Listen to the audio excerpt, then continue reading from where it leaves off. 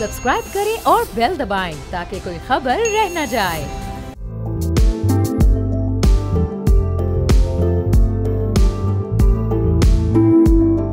अस्सलाम वालेकुम, मैं हूं बाब जहांगीर। आप देख रहे हैं प्रोग्राम व्यापार। माली साल 2025-2026 के लिए 17,573 अरब रुपए के हुजूम पर मुश्तमिल और 6,501 अरब रुपए खसारे का वफाकी बजट गुज़िश्ता रोज़ असेंबली में पेश किया गया, जिस पर आज पोस्ट बजट प्रेस कॉन्फ्रेंस भी हुई, जहां पहले सहाफ़ियों ने एहतजाज किया, फिर बाद में हुकूमत की माजरत और मनाने के बाद सहाफ़ी वापस आए और फिर उस पोस्ट बजट प्रेस कॉन्फ्रेंस को उनकी जानिब से कवर किया गया। अब इस बजट में महंगाई बढ़ने का जो हदफ है वो 7.5% मुकर्रर किया गया है। फिर जो एक्सपोर्ट का हदफ है वो 35 अरब 30 करोड़ डॉलर मुकर्रर किया गया है, यानी जो इस साल का हदफ है उससे थोड़ा सा ही ज़्यादा है। जबकि जो इंपोर्ट का हदफ है वो 65 अरब 20 करोड़ डॉलर है, यानी इसमें जो एक ट्रेड डेफिसिट है वो बड़ा वाज़े हमें नज़र आ रहा है। फिर रेमिटेंसेज यानी तरसीलात ज़र का हदफ 39.4 अरब डॉलर मुकर्रर किया गया है, जिसने इस साल भी हमें खासी हद तक सपोर्ट किया है। फिर माली साल 2025-2026 का करंट अकाउंट खसारा GDP का मनफी 0.5% रखने का तखमीना लगाया गया है और आइंदा माली साल करंट अकाउंट खसारा 2.1 अरब डॉलर मुख्तस किया गया है।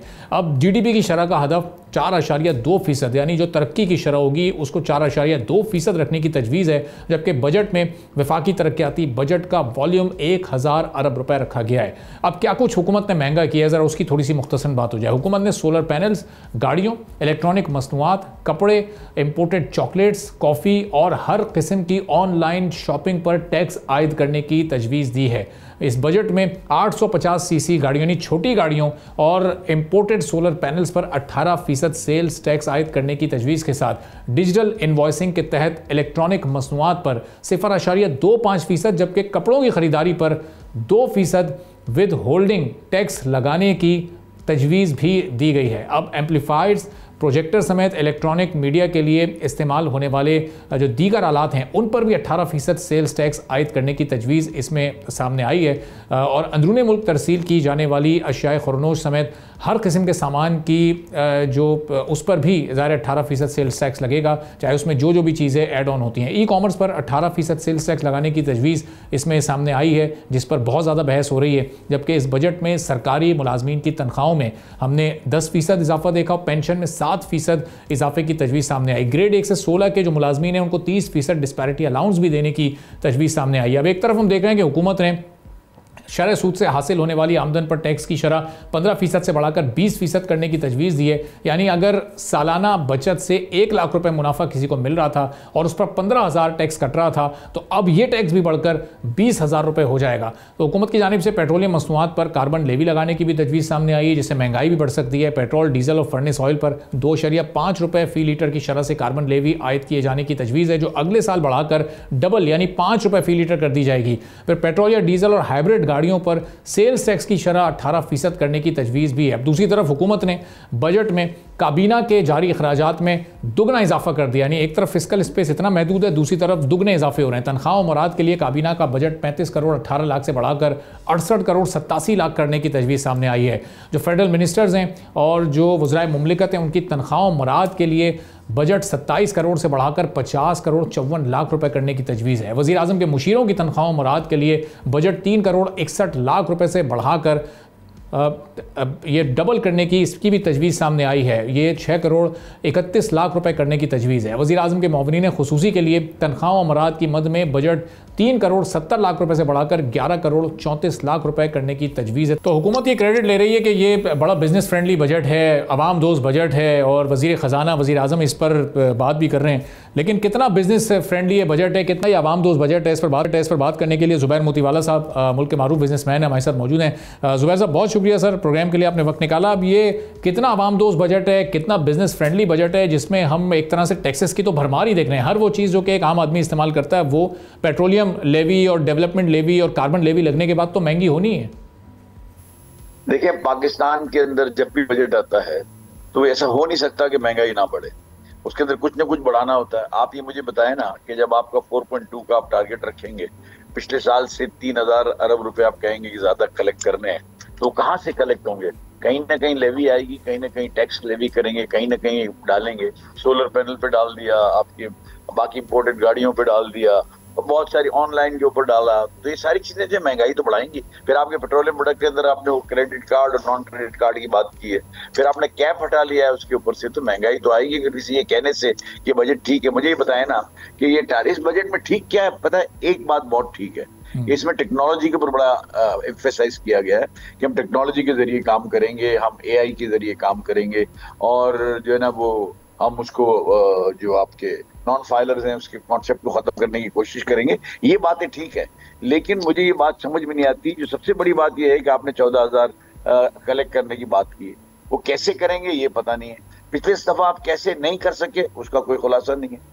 तो बात यह है कि जब आपने ये करना है तो आपके पास ये तो होना चाहिए ना कि भाई मैंने ये 3,000 करने, तो इसके लिए मैंने एक्सपोर्ट मेरा ऐसे बढ़ेगा, इसके लिए मैं एक्सपोर्टर्स को ये मराद दे रहा हूँ, इनके कॉस्ट ऑफ डूइंग बिजनेस को इस तरह से कम कर रहा हूँ, फिर मैंने जो है ना लोकल इंडस्ट्रियलाइजेशन के लिए ये काम किया है, मैंने इस तरह से इसको देने हैं, और इस तरह से फिजिबिलिटी उनकी बनानी है, प्रॉफिटेबिलिटी को उस तरह से बढ़ाना है, लोगों की परचेज पावर को ऐसे बढ़ाना है। ये सब तो कहीं नहीं है।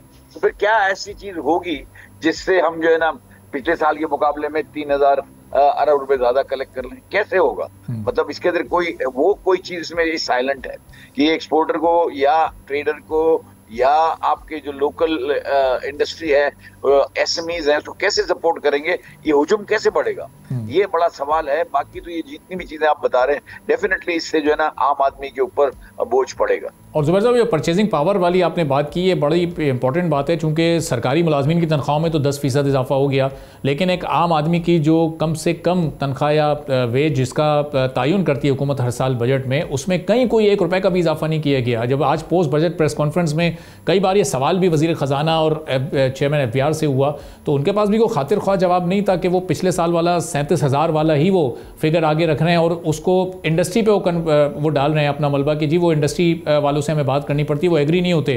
तो बहुत सारे इंडस्ट्रियलिस्ट ऐसे भी हैं शायद वो जो टैक्स ना देना चाहते हो, तो फिर उनका टैक्स भी खत्म करते हैं जब उन्हीं की रिकमेंडेशन पे आपको 37,000 रुपये आपको रखनी है। नहीं, मसला टैक्स का नहीं है। मसला ये है कि हमने कॉम्पीट करना है दुनिया की मंडियों में, ठीक? अगर बांग्लादेश में $91 मिनिमम वेज है तो मेरे यहाँ वैसे $120 है, तो फिर मैं कैसे कॉम्पीट करूंगा उसको? उसके लिए ऐसा जरूरी नहीं होता कि तनख्वाह आप बढ़ाएं, उसके लिए ये भी होता है कि आप महंगाई को कम कर दें, जो चीजें जो ये खर्च कर रहे हैं उसके अंदर आप कमी लेके आए, आप जो अशिया खुर्दनोस है उसमें कमी करें, स्कूल की फीस के अंदर कोई कंपनसेशन करें, जो और कई चीजें जो ये रोजाना की इस्तेमाल की होती हैं उसके अंदर उसकी कमी करें ऑटोमेटिकली। चाहे आप डॉलर अर्न और डॉलर स्पेंड, ये दोनों एक चीजें होती है, कुछ होता नहीं है। आप डॉलर सेव करें या डॉलर अर्न करें, दोनों एक चीज है। अब आप यहाँ डॉलर सेव करने की बात करें ना, इसको अगर यहाँ से अगर आप मिनिमम वेज बढ़ा देंगे तो कॉस्ट ऑफ प्रोडक्शन बढ़ जाएगी, कॉस्ट ऑफ डूइंग बिजनेस बढ़ जाएगा। तो लेकिन फिर भी कुछ ना कुछ कमी बेशी जो है ये प्रोविंशियल गवर्नमेंट्स के बजट में होगी। ऐसा नहीं है कि बिल्कुल सीधा हो जाएगा। फेडरल गवर्नमेंट ने अपने बजट में की, एक प्रोविंशियल गवर्नमेंट अपने बजट में करे।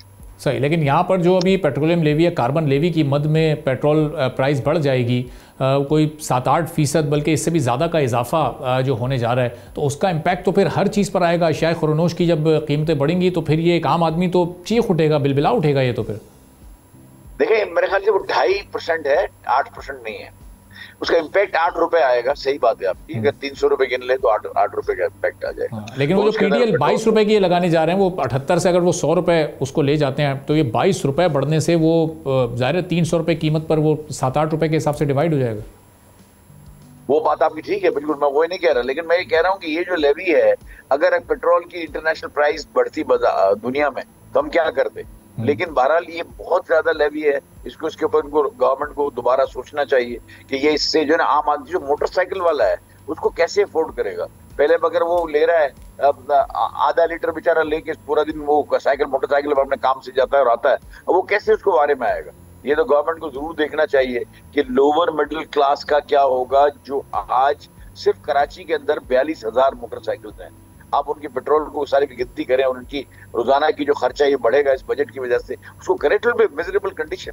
आई थिंक कि गवर्नमेंट को या तो कोई तरीका निकालें जिसमें फर्क आ जाए कि मोटरसाइकिल वालों का ये दाम होगा या उसका ये दाम होगा। ऐसे इसके बगैर जो है ना आपके लिए वाकई बहुत बड़ी प्रॉब्लम्स आप क्रिएट करने जा रहे हैं। और ये 22%, 22 रुपए, इट इज अनबिलीवेबल कि आप इतना जो है ना अगर आप लेवी लगा सकते हैं। पहले ही लेवी है, उसके ऊपर लेवी पर लीटर उसके अंदर लगा हुआ है पहले ऑलरेडी। अब इन्होंने बढ़ाया है और कैप को हटा दिया है। जो कैप को हटाना है ना, मेरे हिसाब से ज्यादा खतरनाक है। जो कैप आपने हटाया इसका मतलब आप मादर पितर आजाद हैं, जब जिस वक्त चाहेंगे आप उसको बढ़ा देंगे, आपको कहीं जाने की, कहीं कोई हियरिंग की जरूरत नहीं पड़ेगी। सही। तो जुबैर साहब, वो जो मैक्रो इंडिकेटर्स को अंडर कंट्रोल रखने की बात और क्रेडिट लिया जाता था, पिछले 6-8 महीने से हम सुन रहे थे कि सारे इंडिकेटर्स अब हमारे कंट्रोल में और हम एक स्टेबिलिटी की तरफ जा रहे हैं। तो इकोनॉमिक स्टेबिलिटी के साथ ये बजट आया है जो कि ज़ाहिर है एक आम आदमी के लिए मुश्किलात से भरपूर है। अगर कोई खुदा न खास्ता हालात थोड़े से इस सिचुएशन में ना होते या थोड़े ख़राब होते तो ये फिर किस तरह का बजट आना था? ये पिछला 1.5-2 साल बड़ी कुर्बानी दे के एक आम आदमी ने मुश्किल वक्त झेला है। पिछले साल भी वजीर खजाना ने कहा था कि एक साल आप तकलीफ में गुजार लें, अगले साल बहुत ठीक हो जाएगा। इस साल भी देखिए, हमारे अगर हालात ठीक हुए होते तो हम सेकंड ट्रेंच के लिए तो नहीं जाते ना IMF के पास गए। इसका मतलब कि हमारी इकोनॉमिक कंडीशन अभी उस तरह की नहीं है कि हम अपने आप के ऊपर खड़े, अपने पाँव पे खड़े हो सके, ऐसी पोजीशन नहीं है। ये तो बिल्कुल क्लियर है ना जी बात को। अब अगर आप इसकी बात करते हैं तो आप सीधा सीधा से सारा आप उन सारी चीजों को देख लें जो वो करने को जा रहे हैं। यहाँ आपको ये समझना पड़ेगा कि अगर IMF के पास हम गए तो हमारी पोजीशन ठीक नहीं है, और हमारी पोजीशन ठीक नहीं है तो फिर हमने उसको आगे ट्रेंच को वापस भी करना है, नेट जो है ना डेट को भी रिटायर करना है, अपने लोकल डेट को भी रिटायर करना है। अगर आपने बजट पढ़ा हो तो उसमें 14,000 की जो आमदन है उसके सामने 8,200 अरब रुपए की बैंक का सूद देने की बात है। तो अगर आपका 8,200 अगर आप सूद में चला जाता है, पीछे 6,000 बच जाता है, इसके बाद अगर आप प्रोविंसेस को देते हैं NFC अवार्ड्स में तो आपके पास क्या बच जाता है? आप पहले दिन से कर्जा लेके काम शुरू करेंगे।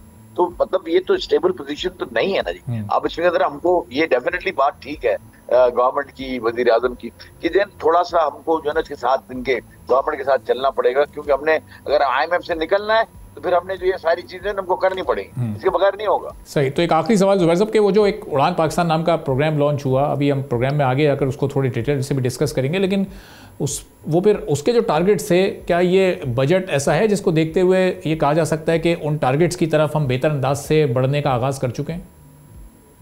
मैं तो एहसन इकबाल साहब ने बड़ी उस डॉक्यूमेंट में मेहनत की है और मैं उस डॉक्यूमेंट को बहुत अच्छा समझता हूँ। उड़ान डॉक्यूमेंट बहुत अच्छा है, but it is a document. इसको इम्प्लीमेंटेशन के लिए वजीर खजाना की जरूरत है, और मुझे इसमें उड़ान पाकिस्तान के सपोर्ट का एक लाइन नजर आई पूरे बजट के अंदर, पेज नंबर 47 पे गालिबन।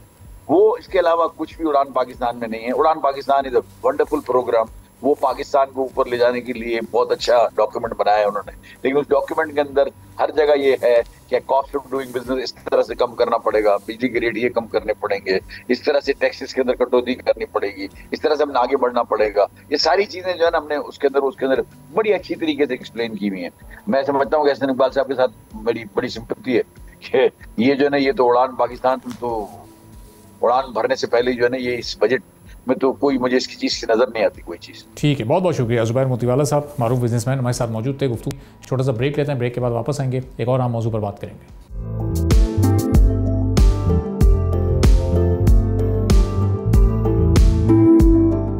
एक बार फिर आपको प्रोग्राम में खुशामदीद कहेंगे। और हुकूमत हमें गुज़िश्ता चंद माह में बारहा ये बता चुकी है कि इकनॉमिक ग्रोथ के मामले में वो बड़ी संजीदा है, और जो ग्रोथ के टारगेट्स हैं अब वो अगर हम इस बजट में जो अनाउंस किए गए हैं वो देखें तो 4.2% की ग्रोथ को टारगेट अगले साल में किया जाएगा। एक्सपोर्ट्स का जो हदफ रखा गया है वो $35 अरब से ज़ायद है, लेकिन उसके साथ साथ जब हम इम्पोर्ट का हदफ देखते हैं तो वो भी $65 अरब, यानी ये ट्रेड डेफिसिट कोई $30 अरब का बिल्कुल स्ट्रेट हमें यहाँ पर नज़र आता है। अब एक्सपोर्ट्स की जो ग्रोथ है वो हमें उस हवाले से क्यों नज़र नहीं आ रही, जो कि हमने आज से 5-6 माह पहले जब उड़ान पाकिस्तान प्रोग्राम की अनाउंसमेंट हुई थी और उसमें हमने देखा था कि 5 साल में एक्सपोर्ट्स को डबल करने का प्लान था। तो अगर उस डबल के फिगर तक पहुंचना है 5 साल में, तो 1 साल का जो फिगर था वो इसमें क्यों नहीं अप्रोच किया जा रहा, इस पर हम गुफ्तगू करेंगे। हमारे साथ मौजूद हैं नदीम जावेद साहब, वाइस चांसलर हैं पाइट के हमारे माशियात हैं। बहुत शुक्रिया नदीम साहब, प्रोग्राम के लिए आपने वक्त निकाला। अब इसमें जो ग्रोथ का जो 4.2% का हमने टारगेट रखा है, पहले तो ये बताइएगा कितना रियलिस्टिक है, इस तक पहुंचना कितना आसान या कितना चैलेंजिंग हो सकता है, क्योंकि ये जो करंट फिस्कल ईयर है इसमें हम अपने टारगेट को मीट नहीं कर सकेंगे। नहीं, आई थिंक देखें अभी इस साल जो ग्रोथ इन्विसेज थी या प्लान थी उसके मुकाबले में 2.7% का जो है वो ग्रोथ मिली है इकोनॉमी में। तो अगले साल का जो टारगेट सेट किया गया है वो बड़ा उन्हीं चीज़ों को मद्देनज़र रखते हुए, क्योंकि अगर आप देखें तो एग्रीकल्चर ने भी नेगेटिव ग्रोथ जो है वो पोस्ट की आखिरी क्वार्टर में। कुछ इस तरह के प्रॉब्लम्स रहे एग्रीकल्चर में, और इसी तरह इंडस्ट्रियल जो ग्रोथ है वो भी अप टू द मार्क नहीं थी, जिसकी वजह से वो टारगेट इस साल का अचीव नहीं हुआ। तो अगले साल काफ़ी उम्मीद है कि ये दोनों सेक्टर्स भी बेहतर परफॉर्म करेंगे, और उसकी इंडिकेशन बहुत हद तक हमें नज़र आ रही है। अगर आप देखें तो जो प्राइवेट सेक्टर को क्रेडिट जाता है बैंकिंग सिस्टम से, वो 68 बिलियन रुपीस से बढ़ के 734 अरब रुपए पे चला गया है पिछले ये 2 क्वार्टर्स के अंदर। तो ये एक बहुत हौसला अफजा सिचुएशन है। इसी तरह अगर आप बिजनेस रजिस्ट्रेशन का इंडेक्स देखें जो सिक्योरिटीज एंड एक्सचेंज कमीशन के पास नए बिजनेस रजिस्टर हो रहे होते हैं, उसमें भी एक बड़ा जो है ना वाजे और जो है खातिर खा इंक्रीज हमें नज़र आ रही है। तो लार्ज स्केल मैन्युफैक्चरिंग थोड़ी ज़रूर उसमें डिप थी, लेकिन क्योंकि अभी ये जो 7-8 रुपए से बिजली की प्राइसेस कम हुई हैं और अब गोइंग फॉरवर्ड कुछ और जो एनर्जी सेक्टर में रिफॉर्म्स और स्टेप्स लिए जा रहे हैं, उनसे और बेहतर जो सूरत हाल है वो बनती नज़र आ रही है। तो उसकी बेस पे भी एक पॉसिबिलिटी है कि इंशाल्लाह हमारा लार्ज स्केल मैन्युफैक्चरिंग भी रिस्पॉन्ड करेगा। अगर देखें, अगर लार्ज स्केल मैन्युफैक्चरिंग की आज वर्किंग कैपिटल की नीड्स बढ़ रही हैं और वो बोरो कर रहे हैं बैंकों से, तो इसका मतलब है कि नेक्स्ट क्वार्टर्स के अंदर वो बड़ी रीजनेबल ग्रोथ जो है पोस्ट करेंगे। तो ऑन दैट बेसिस अब ये 4.2% का टारगेट जो रखा गया है बड़ा रीजनेबल टारगेट है। और जिसकी देखें, एक होती है प्रोजेक्शन, इस चीज़ को भी समझने की ज़रूरत है। एक प्रोजेक्शन होती है, एक टारगेट होता है। तो नॉर्मली एशियन डेवलपमेंट बैंक या वर्ल्ड बैंक वो प्रोजेक्ट करते हैं आपकी जो पास्ट परफॉर्मेंस है उसकी बेस पे, और समटाइम्स बहुत सारे ऐसे रियल मेजर्स जो गवर्नमेंट ले रही होती है वो क्योंकि उनके नॉलेज में नहीं होते और वो आपकी प्रोजेक्शन जो है वो पास्ट ट्रैजेक्टरी पे कर रहे होते हैं, तो वो नंबर हमेशा कंजर्वेटिव लिया जाता है। लेकिन जब planning commission growth target set करता है तो वो हमेशा ऑडेशियस होता है, थोड़ा सा उसको बढ़ा के रखना ज़रूरी होता है। और बट जब हैं तो उसके साथ ही आप गवर्नमेंट को वो प्रपोज करता है प्लानिंग कमीशन की ये पॉलिसी सेटिंग्स भी हैं, ये इन्वेस्टमेंट रिक्वायरमेंट्स भी हैं, ये पब्लिक सेक्टर डेवलपमेंट प्रोग्राम, ये जो प्रोविंशियल एडीपीज हैं वो अकॉर्डिंगली अगर अलाइन नहीं होंगे तो ये ग्रोथ टारगेट अचीव नहीं होगा।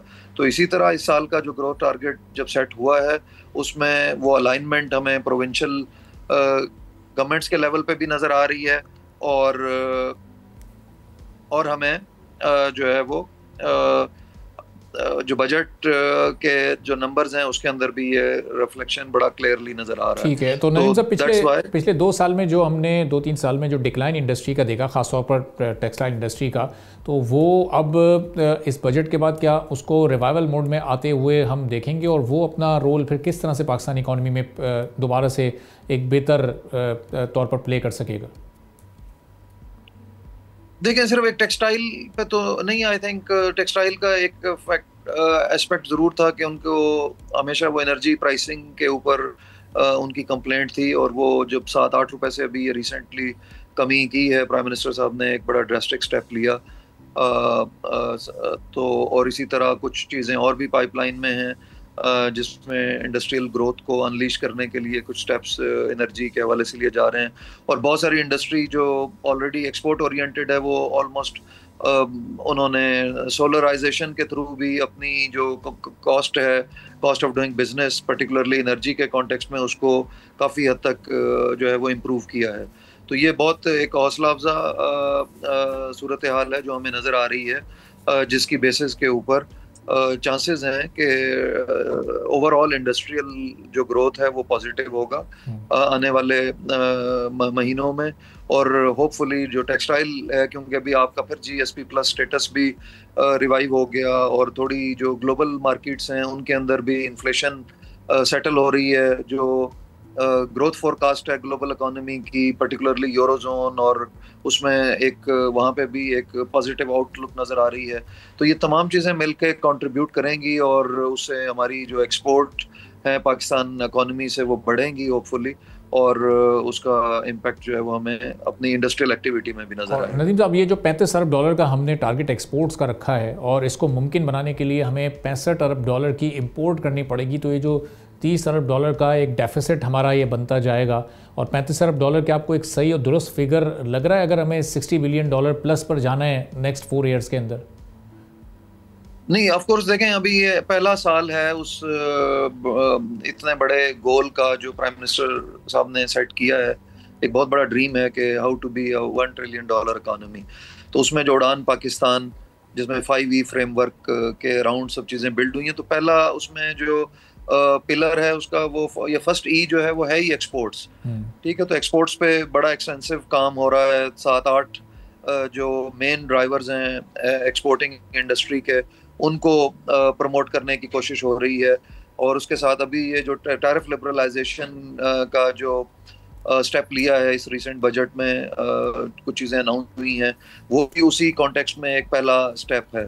लेकिन इस साल के बजट में ठीक है, आपका बड़ा very rightly you are pointing this out कि इंपोर्ट एक्टिविटी ज़्यादा है, एक्सपोर्ट उस हिसाब से नहीं बढ़ रही, तो वो एक हमेशा टाइम लैग होता है। ठीक है कि जब आप अभी कुछ आपने इंसेंटिव के तौर पे ये चीज़ें आएंगी, जब टैरिफ रैशनलाइज होगा, जिससे लोकल मैन्युफैक्चरिंग प्रमोट होगी, बजाय इसके कि आप CKD बाहर से चीज़ें मंगवाएं, CKD फॉर्म में मंगवा के उन्हें सिंपली असेंबल कर रहे हों। तो वो अगर जो इनपुट्स हैं वो अगर उनके ऊपर टैरिफ्स कम हुए हैं, ड्यूटी ड्रॉबैक्स का जो मैकेनिज्म था उसमें लोगों के पैसे फंस जाते थे, फिर उसका रिफंड लेना एक बहुत बड़ा कम्बरसम प्रोसेस था।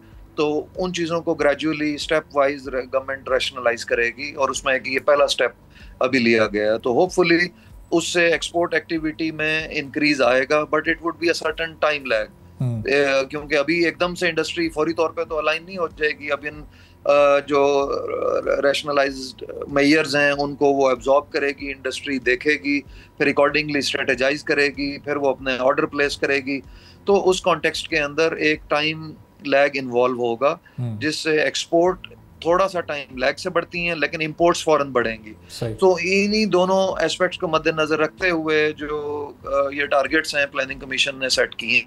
तो नदीम साहब, जो एक हमारा ग्रोथ का टारगेट 4.2 और एक्सपोर्ट्स का टारगेट 35 अरब डॉलर, इन दोनों टारगेट्स तक जाते जाते हम कितनी नई जॉब क्रिएशन इस वक्त कर सकते हैं? चूँकि हम एक साइड पर ये भी देख रहे हैं कि जो बेरोज़गारी की शरह है वो इंटरनेशनल मीडिया अब रिपोर्ट कर रहा है कि वो बढ़ती जा रही है, उसमें बहुत तेज़ी के साथ इजाफा हो रहा है। तो ये नई जॉब क्रिएशन अगले 1 साल में इन टारगेट्स को मद्देनजर रखते हुए कितनी एक्सपेक्ट कर रहे हैं आप? देखिए, पाकिस्तान में जो इलास्टिसिटी है, GDP ग्रोथ का एम्प्लॉयमेंट के साथ जो रिलेशनशिप है, वो अगर आप देखें तमाम एस्पेक्ट्स मिला के, जब आप कोई भी इकोनॉमिक एक्टिविटी को प्रमोट करते हैं तो एक उससे डायरेक्ट जॉब्स क्रिएट होती हैं, एक उससे कुछ इनडायरेक्ट जॉब्स क्रिएट होती हैं, और तीसरा उसका इंड्यूसमेंट इफेक्ट होता है। कुछ अरसे के बाद वो जब इनकम जनरेट होती हैं उस एक्टिविटी के नतीजे में, तो उससे एक इंड्यूसमेंट इफेक्ट भी आता है। तो इन तीनों चीज़ों को अगर देखें तो 1% ग्रोथ से तकरीबन 400,000 के करीब तक, अगर एग्जैक्टली मैं बताऊं तो 440,000 जॉब्स की जो है वो इलास्टिसिटी है, जो नंबर हमारे पास आता है। तो 4% ग्रोथ से यू कुड इमेजिन के ओवर 1 मिलियन प्लस जॉब्स जो हैं वो इंशाल्लाह उम्मीद है कि वो क्रिएट होंगी। लेकिन दूसरी तरफ ये भी एस्पेक्ट हमें मद्देनजर रखना चाहिए कि बैकलॉग भी बहुत ज़्यादा है। जो पिछले 2-3 सालों में GDP ग्रोथ जो है वो कोई बहुत हमने रीजनेबली रेंज में नहीं था, क्योंकि हम स्टेबलाइजेशन के फेज में थे while being in the IMF programme. फिर इलेक्शन ईयर की वजह से भी बहुत सारी इन्वेस्टमेंट्स विदहोल्ड हो जाती हैं, बिजनेस कम्युनिटी रोक लेती है, अपने एक्सपेंशन प्लान्स को वेट कर रहे होते हैं कि जी जो भी रिजल्ट्स आएंगे इलेक्शन के उसके नतीजे में वेट एंड सी के बाद देन वो अपनी इन्वेस्टमेंट्स को रियलाइज़ करते हैं। और अनफॉर्चुनेटली कुछ चीज़ें इस तरह से भी थी हमारे यहाँ के जो इंडिकेटर्स थे वो पॉजिटिव नहीं थे, पर्टिकुलरली जो क्रेडिट रेटिंग्स हमारी गिरी हुई थी, इन्वेस्टर कॉन्फिडेंस लो था, तो उसकी वजह से वो इन्वेस्टमेंट लेवल जो मुल्क में होना चाहिए वो नहीं था। तो अभी वो हम एक्सपेक्ट कर रहे हैं कि इंशाल्लाह ये जो क्रेडिट रेटिंग भी इम्प्रूव हुई है, फॉरेन डायरेक्ट इन्वेस्टमेंट के लिए भी इंशाल्लाह एवेन्यूज ओपन होंगे। अभी आप रेमिटेंसेस देखें तो आज का जो नंबर आ रहा है कोई तकरीबन $35 बिलियन को हम टच कर रहे हैं। Is a very encouraging number. तो अगर यही पेस इंशाल्लाह अगले साल भी रही तो ये जो बैलेंस ऑफ ट्रेड का इशू है वो ऑटोमेटिकली हमारा रेमिटेंसेस से इंशाल्लाह कवर हो रहा होगा, और जो ग्रॉस फाइनेंसिंग नीड्स हैं उसमें कोई बहुत ऐसा एबनॉर्मल इजाफा नहीं होगा जिससे जो हमारी ये कंसोलिडेशन की फेज है या स्टेबलाइजेशन जो हमने अचीव की है वो किसी भी किस्म की एक मुश्किल सिचुएशन में आए। ठीक है, तो इंशाल्लाह ये सारी चीजें बहुत होपफुल हैं। अब इसमें ये पॉजिटिव सेंटिमेंट मेंटेन रखना, पॉलिटिकल स्टेबिलिटी और पॉलिसी की कंटिन्यूटी, ये 2-3 चीज़ें हैं जिनको इंश्योर करना ज़रूरी है। अगर हमने जो अहदाफ मुकर्रर हुए हैं एक तो लॉन्ग टर्म स्ट्रेटजी में, और उस लॉन्ग टर्म स्ट्रेटजी में ये जो पहला साल का एक काइंड ऑफ डायरेक्शन सेट हो रही है बजट के थ्रू, तो ये सारी चीज़ें in the long run are going to pay off to the nation and to the country इंशाल्लाह। ठीक है, बहुत बहुत शुक्रिया। नदीम जावेद साहब हमारे साथ मौजूद थे, गुफ्तगू आपने सुनी। एक ब्रेक लेते हैं, ब्रेक के बाद वापस आएंगे। तो अब कितनी तनख्वाह पर पहले कितना टैक्स कटा करता था और अब उसमें जब कमी हुई है तो उसके बाद कितना फ़ायदा लोगों तक पहुँचेगा, बिल्कुल आसान अल्फाज में आप लोगों को समझाने की और तफसीलात आप तक शेयर करने की कोशिश करेंगे एक छोटे से ब्रेक के बाद।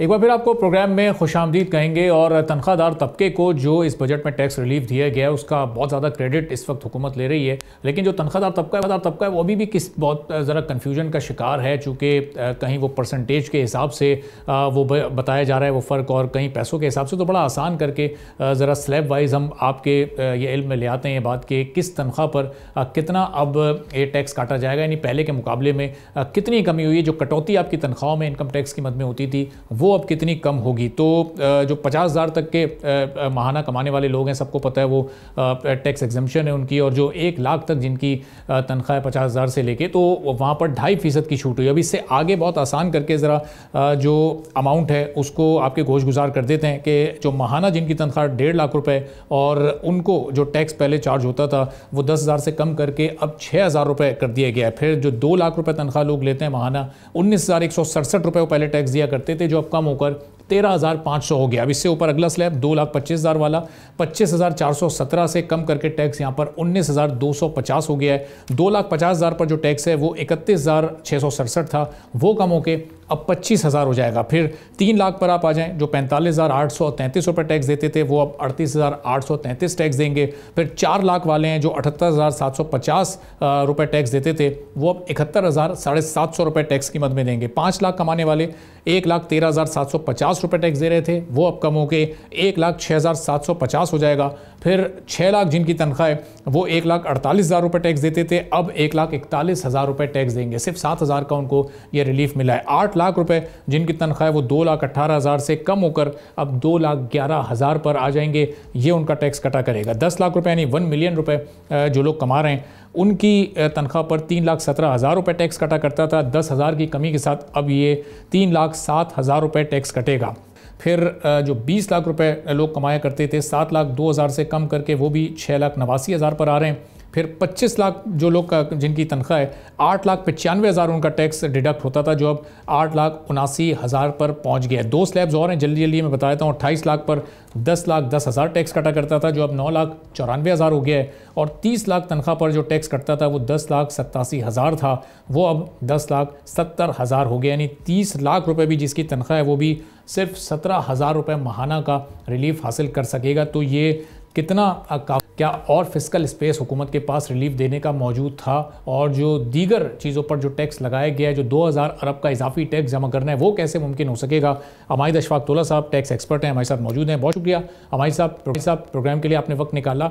अभी जो स्लैब्स की जो इन्होंने डिवीजन की है, जो टैक्स में ये कमी हुई है, तो ये आपकी नज़र में मुनासिब कमी है या तनख्वाहदार तबका थोड़े से और रिलीफ का हकदार था? जी बिस्मिल्लाहिर्रहमानिर्रहीम, थैंक यू अरबाब भाई। देखिए मेरे हिसाब से तो ये ऊंट के मुंह में जीरे के बराबर है।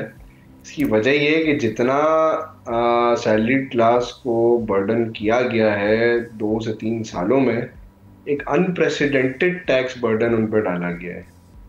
Being one of the most documented sectors out there, तो जब भी रेवेन्यू चाहिए होता था तो सैलरी क्लास पे टैक्स रेट्स बढ़ा दें, जब रेवेन्यू इकट्ठा करना टैक्स रेट्स बढ़ा दें इन पे।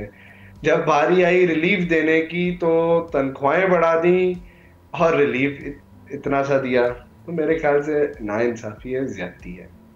सही। तो अब अच्छा, अभी तो ये तजवीज़ है, इस पर अभी रिव्यू होने की भी गुंजाइश रहती है जब तक ये अप्रूवल नहीं हो जाता। तो क्या आप जो इस वक्त रिएक्शन आ रहा है ख़ास तौर पर सैलरीड क्लास का कि ये तो बहुत ही मिनिमम इस वक्त ये इजाफा किया गया है, क्या फिस्कल स्पेस हुकूमत के पास अभी भी मौजूद है? चूँकि चंद ऑप्टिक्स ऐसे दिखाई दे रहे हैं, कुछ ऐसे फैसले हुए हैं काबीना की तनख्वाह मुराद से मुतालिक जिन पर ज़ाहिर है बहुत ज़्यादा डिबेट हो रही है, तो वो रिलीफ क्या इस तरफ शिफ्ट हो सकता था? फिस्कली इस वक्त हुकूमत के पास ये गुंजाइश मौजूद थी?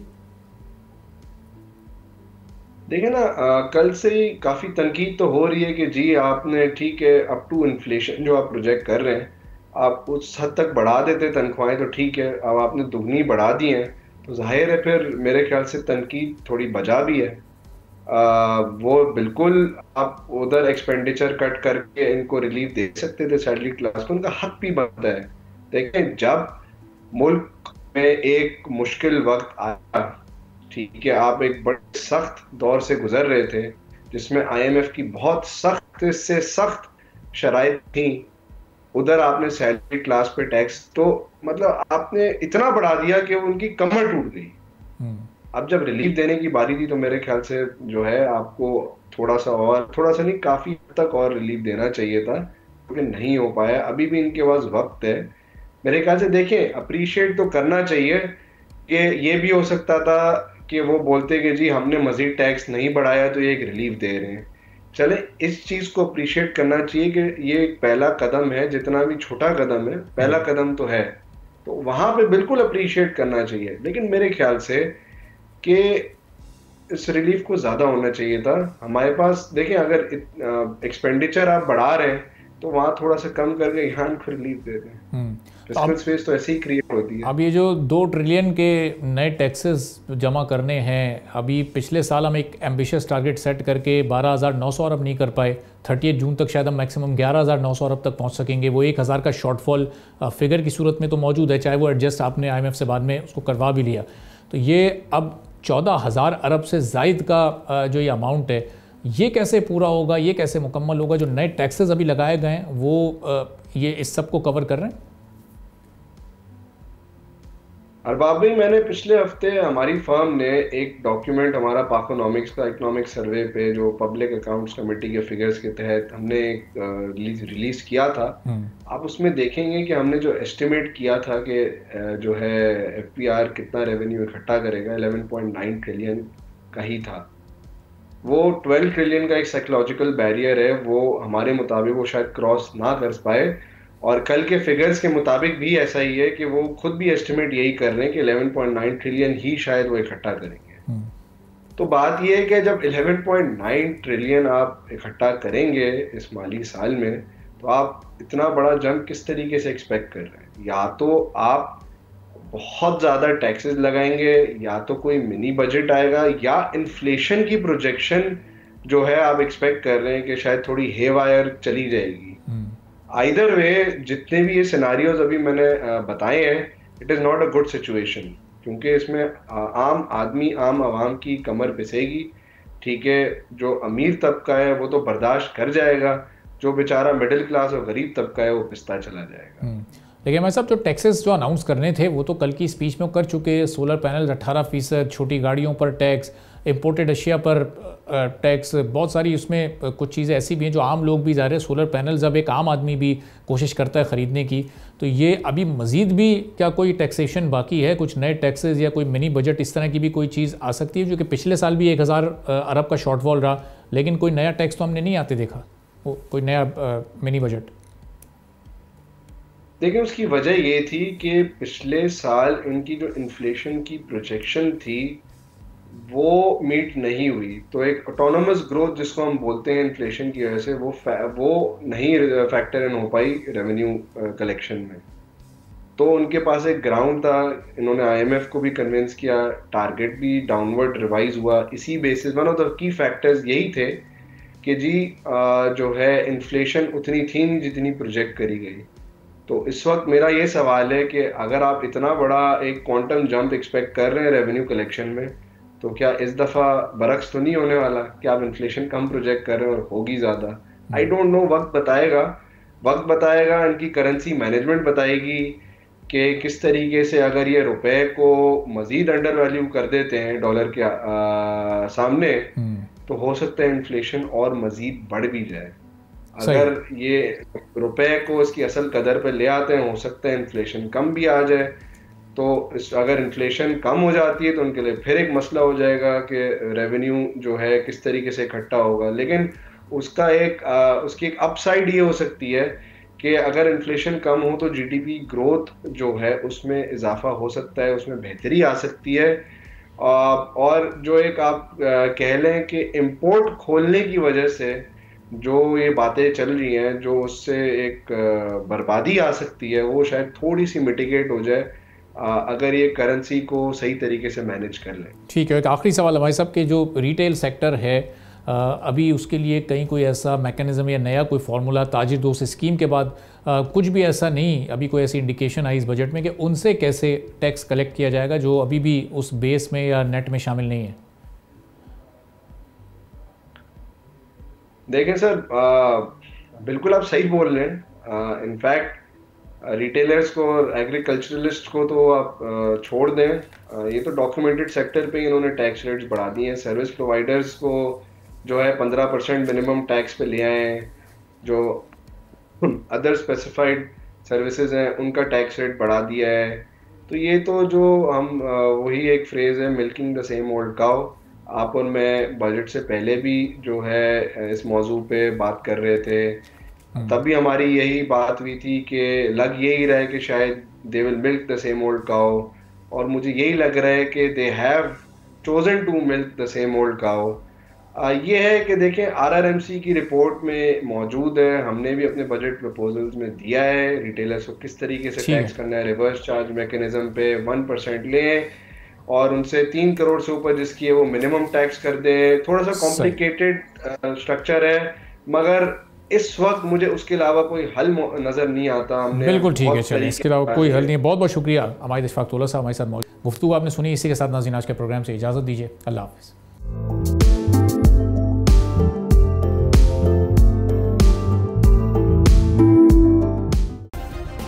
सब्सक्राइब करें और बेल दबाएं ताकि कोई खबर रह न जाए।